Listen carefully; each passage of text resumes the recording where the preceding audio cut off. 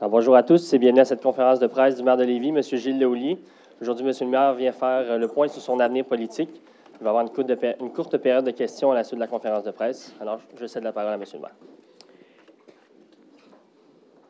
Merci beaucoup. Donc,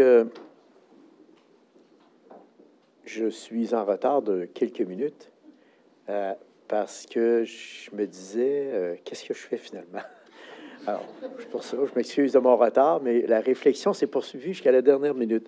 Cela étant dit, donc, je veux vous remercier d'être là. Je veux remercier tous les membres du conseil municipal présents de mon équipe. Je veux remercier également les membres de la direction générale. Je veux aussi remercier ma conjointe Christiane qui est présente ici aujourd'hui. Je veux remercier aussi les médias d'information pour votre présence. Simplement, vous avez vu le titre que j'ai donné à mon intervention aujourd'hui. Au fond, servir la population, c'est la plus belle chose qui puisse nous arriver. Et ma nostalgie là, est vraiment là aujourd'hui. J'ai rencontré au cours des dernières semaines énormément de gens à l'épicerie les gens me disaient à quel point ils appréciaient leur ville. Et dans le fond, ils me disaient, c'est un peu partagé. Des fois, les gens me disaient, ben, Monsieur le maire, vous méritez peut-être un peu de repos, mais on aimerait bien ça vous garder. Je vous le dis, j'entends ce commentaire-là qui est extrêmement positif. Donc, ce qui démontre que la politique, c'est pas juste du négatif. Et la population, dans le fond, est derrière nous. On ne l'entend pas souvent. Hein? Elle ne s'exprime pas nécessairement, ce qu'on appelle la majorité silencieuse, mais elle est toujours là derrière nous à nous appuyer. Alors, tout au long de ma carrière politique, j'ai surtout toujours eu présent à l'esprit qu'être élu, c'est un privilège. C'est un privilège qui est accordé par la population tous les 4 ans. Ce privilège exige, bien sûr, de bien cerner les attentes de la population, mais surtout de s'assurer, et ça c'est l'élément fondamental, que l'intérêt prime sur toute autre forme d'intérêt dans l'action quotidienne. C'est fondamental. Ma carrière a débuté à la ville de Lauson en 1986, où j'ai été élu pour la première fois conseiller municipal indépendant. Cette indépendance que je suis allé chercher dans un premier mandat a été extrêmement importante parce qu'elle m'a permis par la suite d'aller vraiment dans l'intérêt de la population, toujours, indépendamment des partis politiques. Et pour moi, les partis politiques, c'est d'abord une équipe qui travaille ensemble dans une vision commune. Donc, j'ai été élu pour la première fois conseiller municipal indépendant et aujourd'hui, ça fait quand même près de 40 ans, les valeurs que je véhicule sont exactement les mêmes valeurs que mon quartier Bienville, qui est un quartier ouvrier, milieu ouvrier, de gens qui, lorsqu'ils accordent leur confiance à quelqu'un, cette confiance-là, elle est durable. Et j'avais un grand plaisir à chaque campagne électorale de rencontrer à nouveau les gens de mon quartier qui me disaient toujours « Gilles, continue ton chemin. Tu sais très bien qu'on est derrière toi. »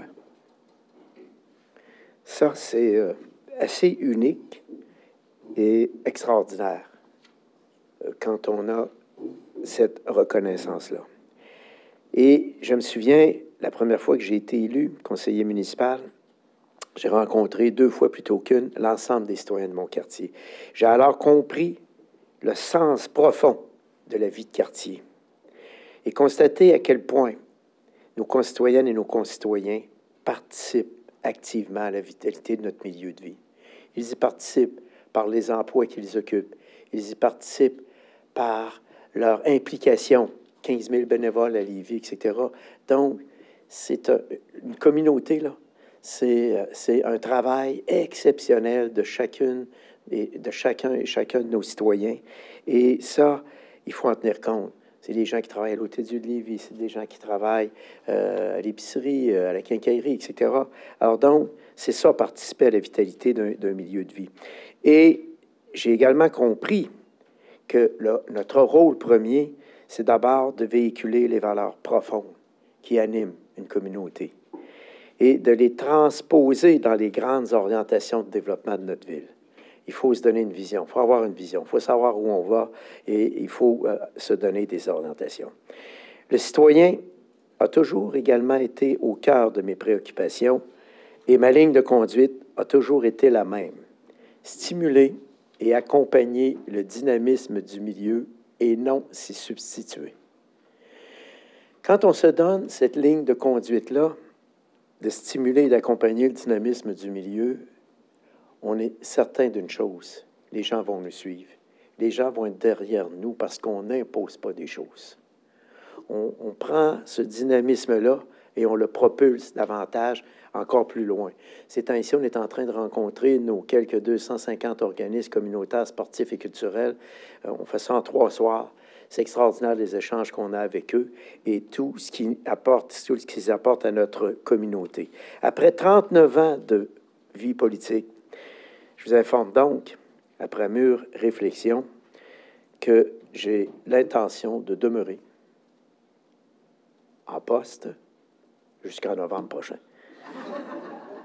Voilà, c'est la décision que j'ai prise. Non, je dis jusqu'à novembre prochain parce qu'au fond, je me considère comme un passionné en politique. Et quand je dis je serai là jusqu'en novembre prochain, c'est juste pour vous indiquer que je vais donner d'ici novembre la même énergie qui m'a toujours caractérisé avec mon équipe d'ailleurs, qui donne beaucoup d'énergie aussi. Et on a beaucoup de travail à faire. Donc, c'est sûr que j'ai quand même un niveau de popularité élevé. C'est intéressant. Je reçois des témoignages, comme je vous disais, à tous les jours. Mais c'est sûr que ma décision tient compte de facteurs personnels et familiaux également. La vie est courte et des fois, on a peut-être d'autres objectifs qu'on voudrait atteindre aussi dans notre vie personnelle. Mais d'ici la prochaine élection, il nous reste beaucoup de travail à faire. Je faut vous identifier dès maintenant les éléments sur lesquels on va travailler dans les prochaines semaines avec mon équipe. Donc, agilité dans les moratoires afin de poursuivre le développement de notre ville. On va apporter une certaine agilité dans les moratoires, vous allez le voir. On a des rencontres avec les promoteurs, etc. Une étude de marché pour un amphithéâtre sportif de haut niveau, incluant 3 glaces à Lévis. Alors, on y travaille actuellement. On devrait lancer l'étude de marché. Un partenariat avec le Cégep de Lévis et Diffusion culturelle pour enfin doter la ville de Lévis d'une salle de spectacle pouvant accueillir plus de 800 spectateurs. Imaginez-vous, je peux vous le dire aujourd'hui en primaire, l'étude de marché est positive. On va déposer bientôt au ministère de la Culture notre demande. Imaginez-vous avoir notre salle Albert Rousseau-Lévis. Fantastique. Alors ça, j'ai l'intention d'y travailler fortement. Initier la réalisation de 3 patinoires réfrigérées dans chacun des arrondissements de la ville. Établir dans le périmètre urbain un corridor écologique et des zones de conservation atteignant 30 % de protection. Et mettre en place les ingrédients nécessaires pour concrétiser le développement de la construction navale à Lévis.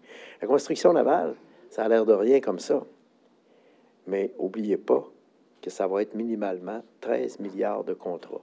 C'est le plus gros projet manufacturier jamais vu dans la capitale nationale et la région Chaudière-Appalaches, et c'est la raison pour laquelle il nous faudra poursuivre notre développement et être en mesure de répondre aux besoins que va exiger la construction navale et toutes les retombées. On parle de 800 fournisseurs.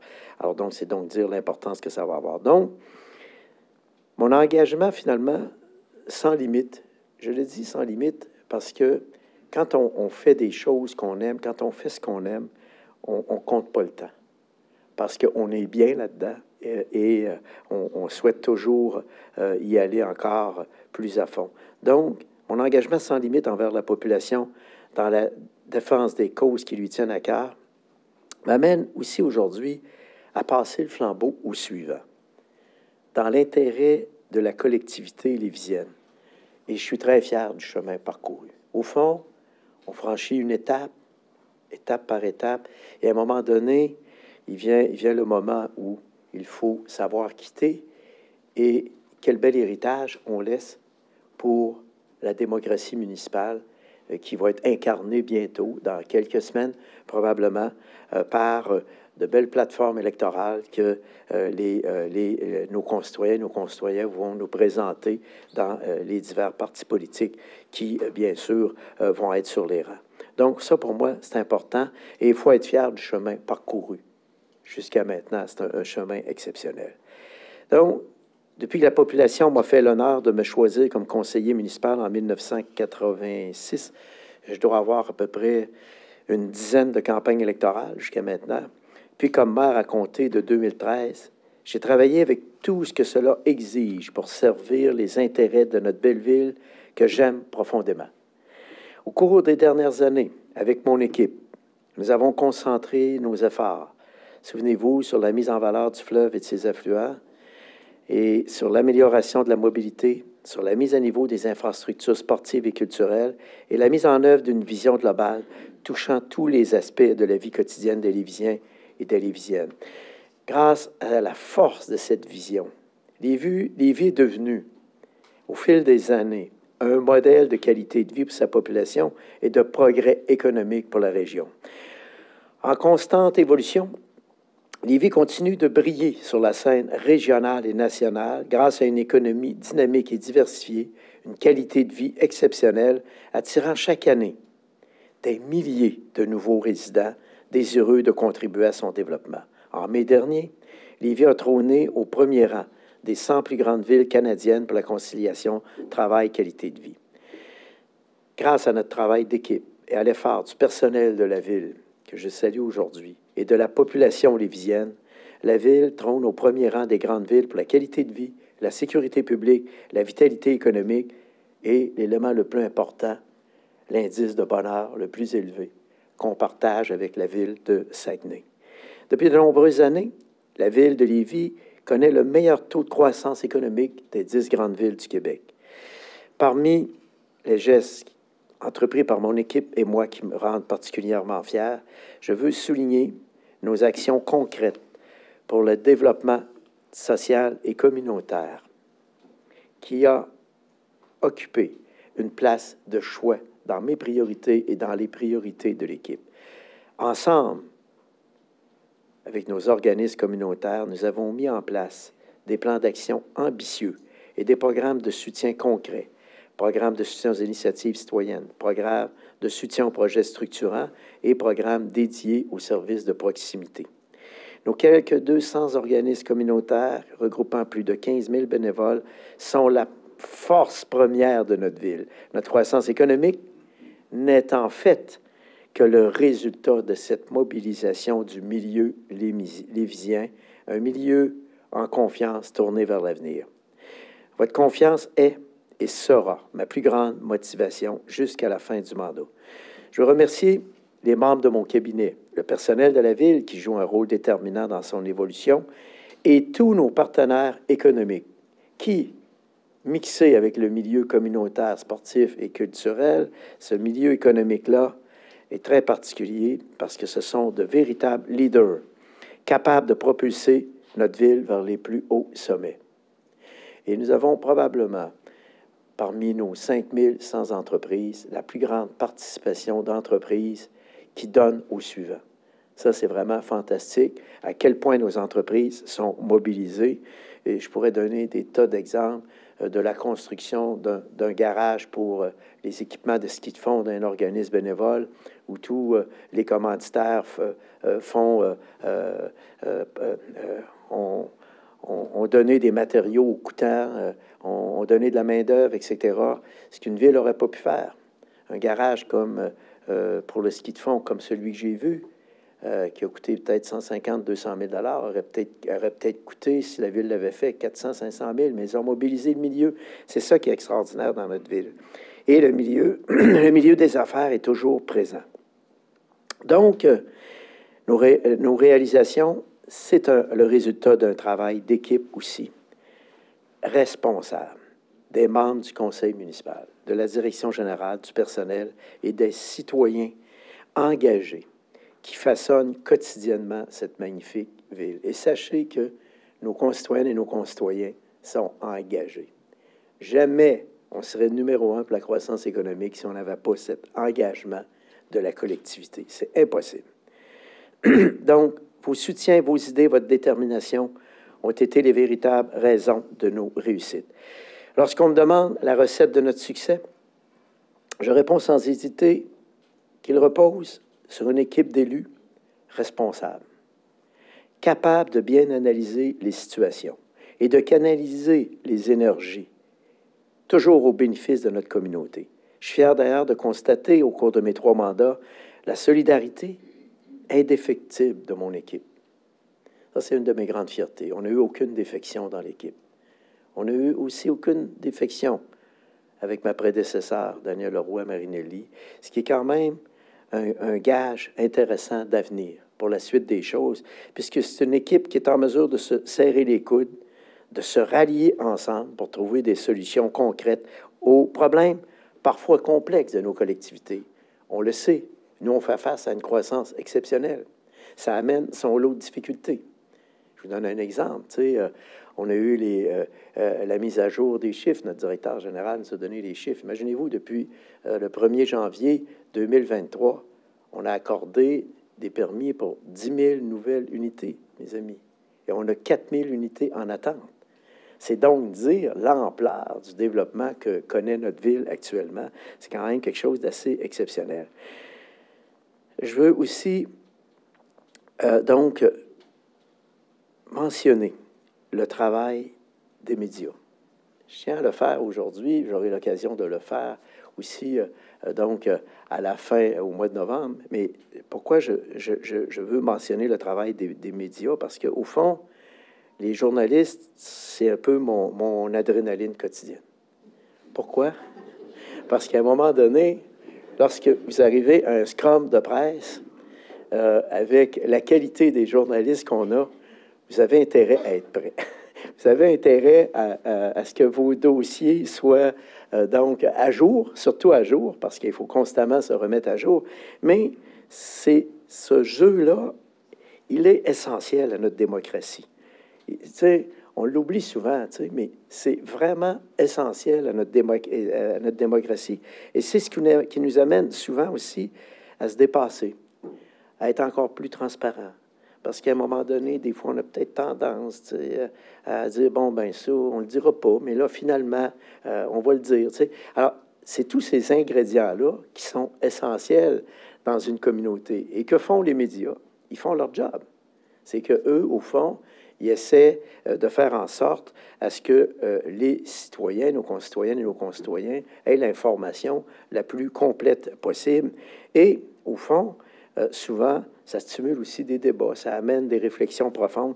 Alors moi, j'ai toujours aimé travailler dans ce contexte-là et je les remercie pour leur travail essentiel comme gardiens de notre démocratie. Parce que vous êtes vraiment les gardiens de notre démocratie. Alors moi, je tiens à le signaler et c'est pourquoi j'ai beaucoup d'admiration pour le travail que vous accomplissez parce que vous êtes un peu comme nous, tout est super rapide, tout va super vite et à un moment donné... je me souviens quand j'ai commencé en politique en 1986, alors quand on donnait une conférence de presse dans une ville, l'article pouvait rouler une semaine. Aujourd'hui, les médias font un article et 5 minutes après, c'est terminé, on passe à autre chose. Et il y a une autre nouvelle qui apparaît. Mais avant, je me souviens, une nouvelle pouvait durer une semaine. Alors donc, c'est quand même incroyable l'évolution de l'information. Et en ce sens-là, ben moi, je lève mon chapeau aux journalistes pour le travail exceptionnel qu'ils font parce que c'est constamment, l'actualité évolue constamment à la minute près il faut être aux aguets. Alors donc, voilà. Et le parti, bien sûr, désignera bientôt un successeur à la chefferie de Lévis-Force 10. Je laisserai donc toute la latitude nécessaire pour choisir la meilleure personne afin d'assurer cette fonction. Et bien sûr, je l'ai dit à mon équipe, je n'ai pas l'intention de me mêler à la course à la direction du parti.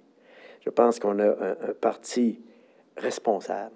On a un parti qui est en mesure d'assurer la suite des choses et je lui fais totalement confiance. Je fais totalement confiance à mon équipe. J'invite d'ailleurs, je profite de l'occasion, moi je serai là jusqu'au mois de novembre, je vous ai indiqué les dossiers sur lesquels je vais travailler de façon plus particulière, mais j'invite d'ailleurs mes concitoyennes et mes concitoyens à s'engager, s'ils le souhaitent, dans cette magnifique aventure. Et c'est pas vrai que tout est sombre en politique. C'est pas vrai. On vit de belles choses. On vit de beaux moments. Il faut juste être capable de se donner cette vision dont on a besoin pour une communauté, être le plus près possible des gens et ne pas hésiter à adapter, à s'adapter et à changer les choses nous-mêmes. Ma longévité en politique est probablement due à cette capacité d'adaptation face aux attentes de la population. C'est bien important de s'adapter. Alors donc, et c'est ce que j'ai essayé de faire tout au long de ma carrière. Donc, j'invite mes concitoyennes et mes concitoyens à s'engager. Plus on a de plateformes électorales, plus on a d'options pour la population, meilleure se portera notre démocratie. J'en ai la conviction profonde, puisque, je reviens à mon sentiment premier, servir la population, c'est la plus belle chose qui puisse nous arriver. Quel magnifique privilège on obtient de la population. Puis il ne faut pas l'oublier non plus. Être choisi comme maire, comme conseiller, conseillère municipale, c'est un peu comme des Olympiques, finalement. On est choisi une personne parmi 156 000 à Lévis. C'est ça qui est extraordinaire aussi dans le mandat qui nous est confié. Il faut toujours l'avoir présent à l'esprit, qu'on représente 156 000 actionnaires, petits actionnaires, au fond, de notre ville. Et je vais terminer en disant que pourquoi j'ai accordé une place importante au milieu communautaire, parce qu'au fond, j'ai la conviction profonde que chaque personne de notre communauté doit être reconnue dans toute la mesure du possible comme une citoyenne et un citoyen à part entière. Peu importe les difficultés que ces gens-là vivent, il faut être capable d'avoir la main tendue. Et ça, c'est la force, pas juste du conseil municipal, c'est la force de la communauté lévisienne qui le fait au quotidien, qui pose ses gestes au quotidien de main tendue envers l'autre. Et c'est la raison pour laquelle il y a des milliers de citoyens qui s'installent chez nous, qui veulent vivre chez nous en raison de ces magnifiques valeurs d'entraide, de mobilisation et de solidarité. Alors, je vais poursuivre le mandat, donc, avec beaucoup d'enthousiasme. J'ai hâte de travailler sur les dossiers. On a commencé à y travailler. Mais soyez assurés d'une chose, l'engagement politique, c'est extraordinaire. Je le réitère et je demande à nos concitoyens de ne pas hésiter. Des fois, il y a des gens qui hésitent, de ne pas hésiter. Parce que moi, la première fois que je me suis présenté à Lauson, tout le monde me disait « Tu n'as aucune chance. Les gens qui sont là depuis longtemps. Tu n'es pas de la place, tu es un nouveau venu à Lauson, jamais tu seras élu. » Et finalement, j'ai été élu. Alors, vous voyez, c'est pas vrai qu'on peut pas réussir dans ce domaine-là comme dans d'autres. Et je me souviendrai toujours que la première fois que je me suis présenté, j'avais eu un article d'une madame Thérèse Bégin, qui était journaliste, je pense, au Rive-Sud Express, l'hebdo. Et je me présente. Et finalement, j'ai fait le front page de l'hebdo. Et qu'est-ce qui était dit dans la nouvelle? Enfin, voilà, ben là, à l'époque, j'étais jeune, voilà des jeunes qui se lèvent et qui disent, je me présente. Elle dit, il faut avoir du courage, d'abord pour se présenter dans ce quartier-là, Et puis, elle avait dit ça un peu dans l'article, etc. Ça, là, c'est ce qui m'a aidé à poursuivre, parce que même à ce moment-là, je me disais, coudonc, j'y vais-tu pas, etc. Mais après l'article que la journaliste m'a fait, j'ai dit là, j'ai comme plus le choix. Je suis dedans. Je suis dans la campagne électorale et j'ai décidé de poursuivre avec une mince organisation qui était les gens de ma famille, mon beau-père qui était mon organisateur en chef, mais qui connaissait tout le monde. Alors, ça m'a donné une chance. Alors voilà, ça veut dire qu'il y a des opportunités. Puis je souhaite qu'on rehausse cette fonction d'élu municipal, qu'on la rehausse, qu'on la mette en valeur, parce que c'est extraordinaire. Merci beaucoup. Je m'excuse d'avoir été long un peu, mais et je m'excuse mon retard, parce que jusqu'à la dernière minute, j'ai hésité. Merci. Merci. Merci beaucoup, M. le maire. On va maintenant passer à la période de questions. Juste à vous avancer au micro à l'avant si vous avez une question. Oui, merci. Bonjour. Je sais que c'est une réflexion de longue haleine, de ce que je comprends. Est-ce qu'il y a un point tournant? Y a-t-il quelque chose dans votre réflexion qui a vraiment fait pencher la balance là, du côté de quitter la vie politique? Écoutez, la vie politique, c'est exigeant. Si vous êtes un passionné de la politique et que vous ne comptez pas les heures, le problème, c'est qu'au niveau de la qualité de vie, ça finit par te rattraper avec l'âge, qu'on le veuille ou pas. Donc moi, compte tenu de ça, il y avait tous ces éléments familiaux qui sont importants et comme on pourrait dire dans la vieille chanson, le temps qu'il nous reste est compté davantage. Alors, mon choix a été en fonction de ça. L'autre élément, c'est que passer le flambeau à un moment où on a propulsé notre ville avec mon équipe, on a quand même propulsé la ville. Je pense que c'est pas une mauvaise chose aussi. Alors donc, je le vois de façon positive. Je pense qu'il va y avoir un bon brassage d'idées intéressant. J'ai l'impression qu'on va poursuivre sur la lancée, les bases sont solides, etc. Mais il faut, à un moment donné, aussi être capable de dire, ben voilà, j'ai fait ce que j'avais à faire. Et puis, c'est un peu ça, tu sais, c'est un peu les deux. Dans le fond, il y a tout l'élément familial. J'ai pas eu l'occasion de voyager beaucoup dans ma vie. J'aimerais beaucoup faire quelques voyages en vélo, si possible, en Europe et un peu partout. Mais ça demande du temps. Et c'est le temps que j'avais pas avant. Ben là, je vais peut-être le prendre un peu plus pour faire ces voyages-là. Souvent des voyages d'un mois et demi, là, que je souhaiterais faire. J'ai eu l'occasion de faire entre deux mandats, à un moment donné, la traversée du Canada en vélo, mais ça a demandé au-delà de 65 jours. Alors, ces 65 jours-là, quand tu fais de la politique, tu ne les as pas à ta disposition. Alors donc, c'est ce que j'aimerais faire, continuer à faire quelques grands voyages vélo. Donc, j'ai l'intention de m'y mettre, et c'est la raison pour laquelle je m'entraîne au moins 4 fois par semaine pour maintenir cette forme et être capable de poursuivre cette belle aventure. Je me demande d'ailleurs si c'est pas vous qui aviez fait le reportage. Ça se peut-tu? Quand à mon retour de ce voyage, je pense que oui. Oui, et ça fait déjà, juste avant que je me présente à la mairie, et je me souviendrai toujours des belles images que vous avez captées du retour de notre équipe à ce moment-là. Alors, tout ça pour vous dire que ben, je veux retourner un petit peu là, vers ces origines-là, et consacrer plus de temps aussi à ma famille. Donc, ça, c'est des éléments qui sont importants dans ma vie. Parfait, merci. Merci. Oui, Alexandre Delmare, du Journal de Lévis.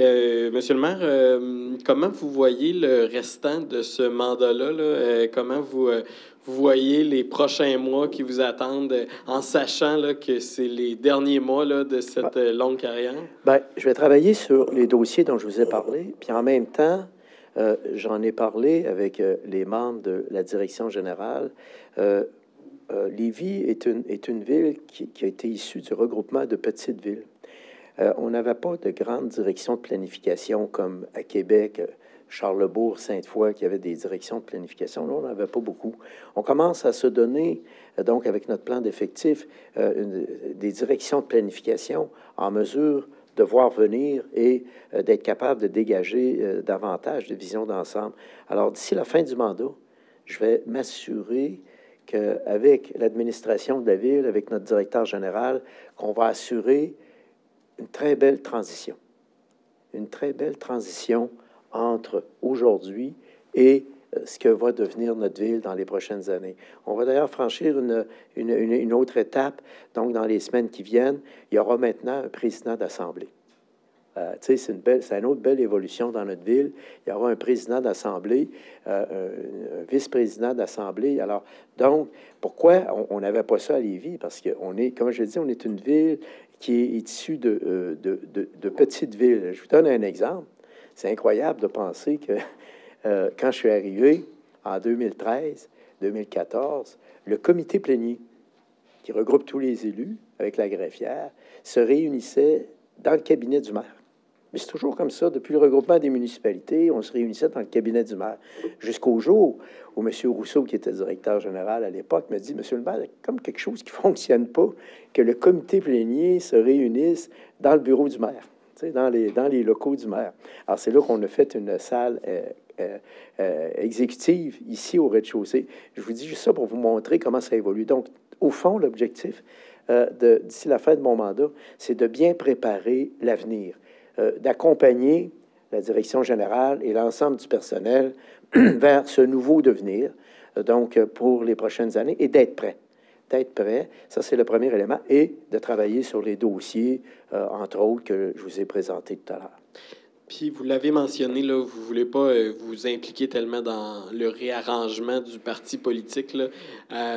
Mais de votre côté, est-ce que vous souhaitez rester dans l'entourage pendant la campagne électorale, à titre de conseiller? Écoutez, comment vous voyez cette position-là? Écoutez, moi, je pense qu'au niveau politique, à partir du moment où vous annoncez votre retrait, vous devez laisser la place à la relève de l'équipe. C'est elle qui prend le leadership. C'est elle qui doit prendre ce leadership-là. Donc, je serai plutôt discret. Pour la simple et bonne raison que je ne serai plus l'acteur pour les prochains mandats. Donc, les gens, les choix qu'ils vont avoir à faire, c'est avec de nouvelles personnes. Alors donc, je pense qu'il faut laisser aller la dynamique du milieu. Et encore une fois, je l'ai toujours dit, le soleil brille pour tout le monde. Je dis ça, je ne sais pas si vous vous souvenez, mais chaque fois que j'entreprends une nouvelle campagne électorale, je dis toujours le soleil brille pour tout le monde. Et je pense qu'il y a de la place pour tout le monde en démocratie municipale. Donc, je vais laisser aller la dynamique du parti, honnêtement. Mais je vais travailler énormément pour assurer une belle transition au niveau administratif et faire en sorte qu'avec l'administration, on puisse bien préparer le terrain, peu importe l'issue de la prochaine campagne électorale. Parfait, merci. Merci. Bonjour, M. Lehouillier. Oui. Vous avez parlé dans votre allocution de choses qui vous rendent fiers de votre passage à la mairie. Est-ce qu'il y a des déceptions, des choses que vous auriez voulu réaliser qui ne se sont pas réalisées finalement? Les choses que j'aurais peut-être voulu réaliser, je vais vous le dire franchement, il y en a quelques-unes. J'espère qu'on va pouvoir les faire dans un prochain mandat. Entre autres, je pense qu'il n'est pas normal qu'une ville de notre importance, mais on avait tellement à faire, une ville comme importance n'est pas encore de centre d'archives et de centre d'exposition. Nous disposons à Lévis des plus belles collections qu'on puisse imaginer au niveau historique, collection du Collège de Lévis, du Capitaine Bernier, etc. Et c'est malheureux de voir ces collections qu'on a entreposées et qu'on ne peut pas exposer. Alors, il y a comme quelque chose qui ne fonctionne pas. J'aurais aimé ça si on avait pu mettre ce dossier-là de l'avant. Mais vous savez, on a des choix à faire en politique. Hein? Il a fallu remettre à niveau les équipements sportifs, etc. Et ça, c'est un élément. Mon deuxième élément, c'est j'aurais aimé qu'on aille plus rapidement dans la mise en valeur du fleuve et des affluents.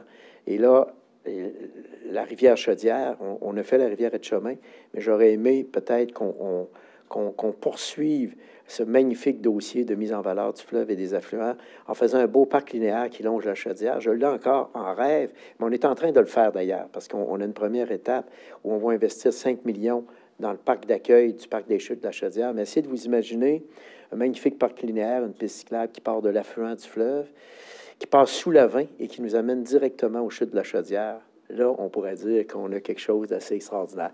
Mais ces rêves-là, il faut les garder présents. Alors, sûrement que dans les plateformes, les partis politiques et les divers partis politiques vont certainement le soumettre. Mais on ne peut pas tout réaliser, c'est sûr, dans un mandat. D'autant plus que cette année, avec notre cadre financier, on a même dû retrancher 100 millions de projets là, pour être capable de maintenir notre dette à un niveau acceptable.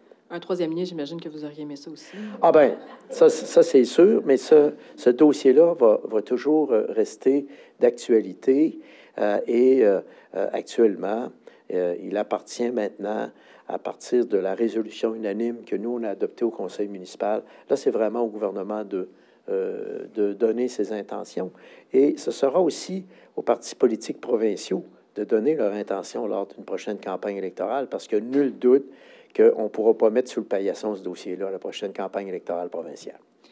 Durant votre mandat, vous avez fait face à différentes crises, notamment celle d'allégations envers un climat de travail difficile.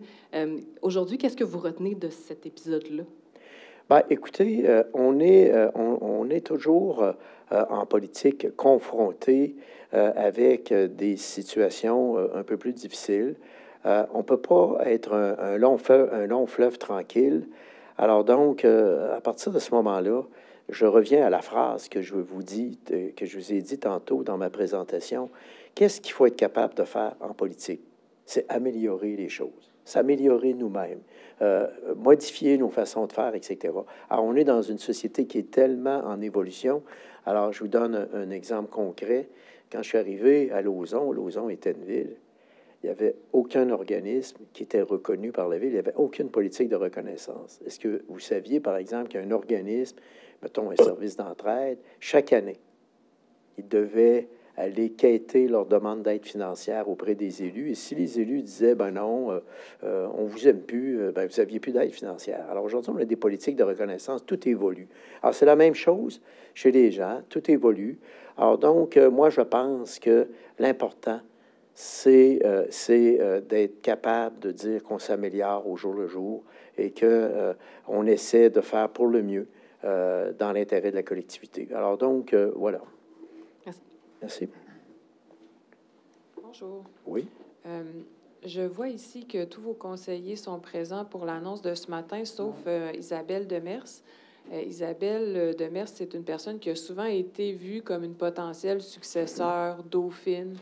Est-ce qu'il y a une raison est-ce qu'il y a un lien avec son absence et le fait que vous annoncez que vous n'appuierez personne dans la course à la succession? Non, c'est simplement le fait que Mme Demers a pris une petite semaine de vacances bien méritée.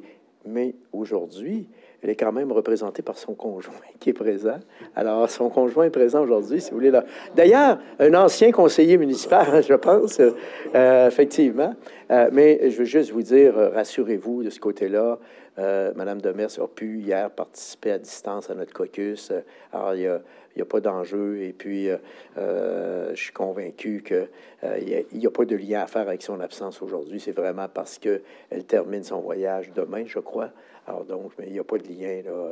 Tout est bien. Elle serait ici aujourd'hui, bien sûr. Puis pourquoi décider de n'appuyer personne? Parce que j'imagine qu'un potentiel successeur au sein du parti verrait d'un bon œil l'appui du maire de son côté. Ça peut mettre un peu de poids pour une candidature.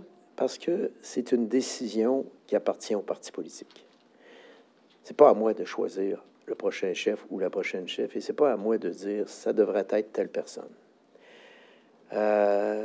Lorsque je me suis présenté dans l'équipe de Lévis Force 10, ben, des gens d'influence ont tenté de dire c'est peut-être pas la bonne personne, etc. Mais vous voyez, l'équipe m'a choisi. Alors, ce qui est important, c'est de laisser le soin aux partis politiques de faire le meilleur choix qu'ils souhaitent et surtout de ne pas intervenir dans ce choix-là. Moi, le choix que l'équipe fera sera mon choix.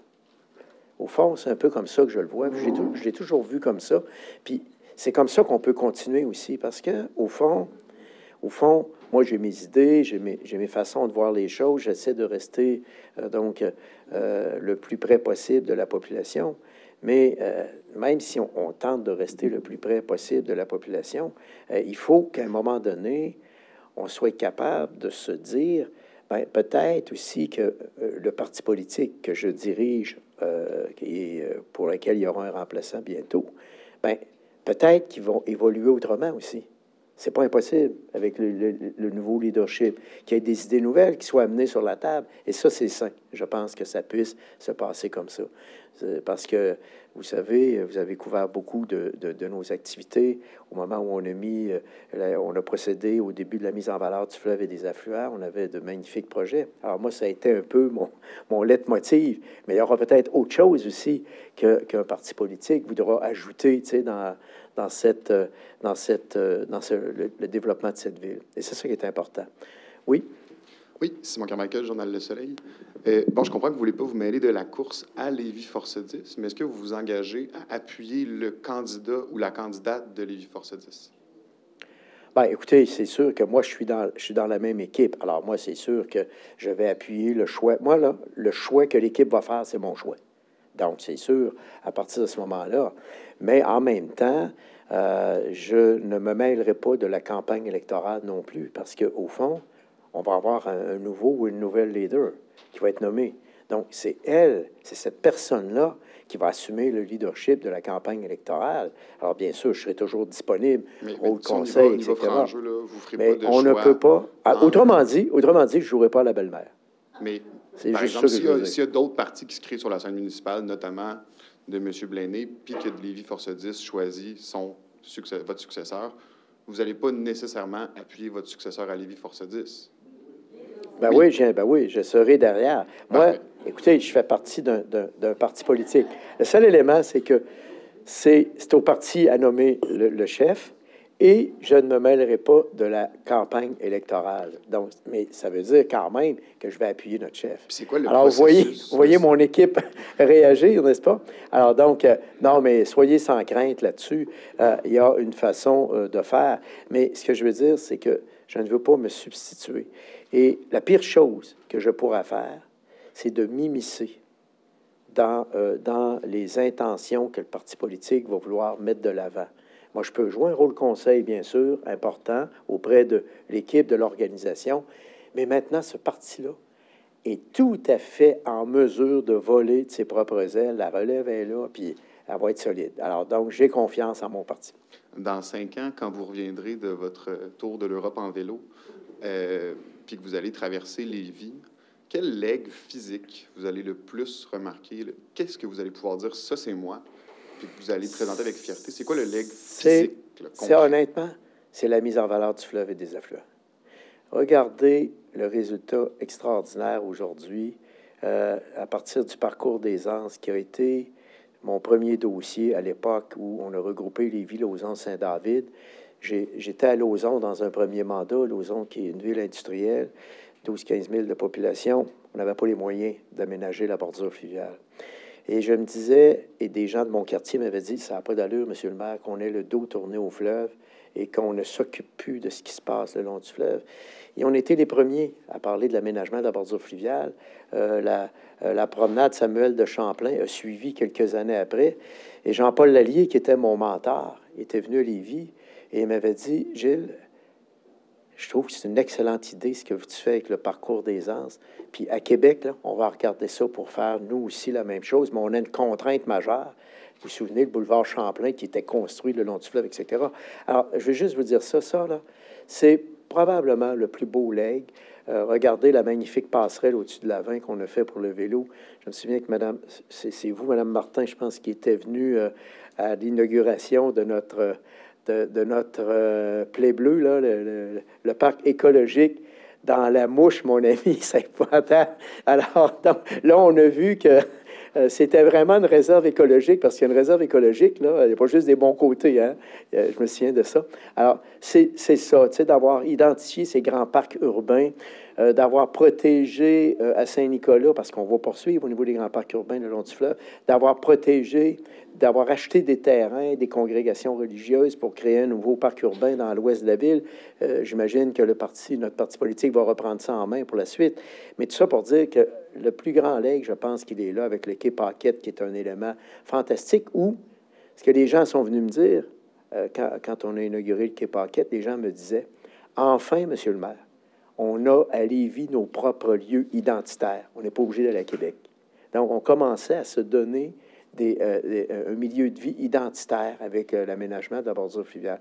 Donc, je dirais que ça, c'est le plus grand legs. Donc, évidemment, il y a toujours le développement de la ville, mais ça, il est tellement apparent, tout le monde le voit, là, mais ça, je pense qu'on a mis des efforts comme conseil, comme équipe, considérables. Je vois Guy Dumoulin, Brigitte, là, pour le parc de la Rivière et de Chemin. Alors, on a mis des efforts considérables là-dedans. Merci. Bonjour, Monsieur le maire. Oui. Philippe Rodrigue-Comeau, FM 93. Avec le recul, ma collègue y a fait référence tout à l'heure, le troisième lien. Est-ce que vous feriez quelque chose de différent? Parce que c'est un enjeu qui est discuté depuis pas mal plus qu'un mandat. J'imagine que vous aviez des attentes qui ne se sont pas concrétisées nécessairement par rapport à ce que vous aviez en tête à l'époque il y a plusieurs années. Est-ce que vous feriez des choses différemment dans votre approche pour le dossier du troisième lien pour que... on a l'impression que vous auriez aimé ça, dire que ça faisait partie de vos legs, puis ça ne sera pas le cas finalement?